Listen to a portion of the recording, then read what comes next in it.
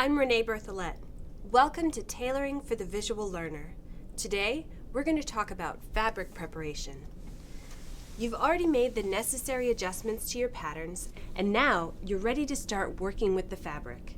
Your first suit should be made of 100% wool that is slightly spongy to the touch.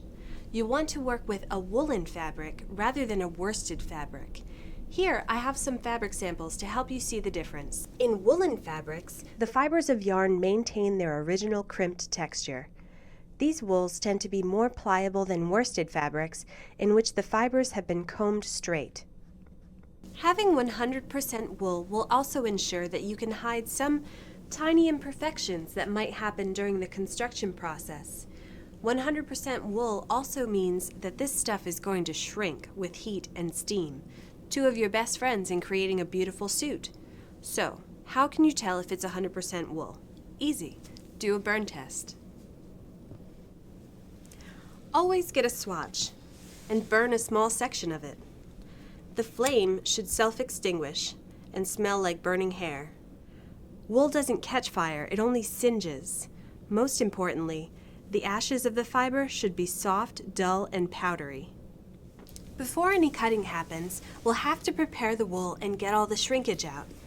For this process, you'll need a long strip of muslin or a few thoroughly washed white bed sheets, some shower curtains or trash bags, a plastic garment bag, and a spray bottle of water.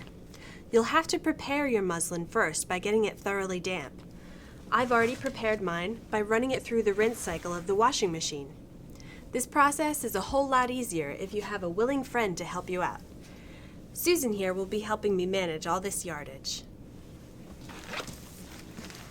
Lay the plastic on the table to protect it from moisture. Then, lay the damp cotton out flat, smoothing out any wrinkles. Place your wool in the center of the muslin strip, making sure that it is folded in half only once. Lay it out nice and smooth and tuck the corners of the cotton over the sides, wrapping it like a present.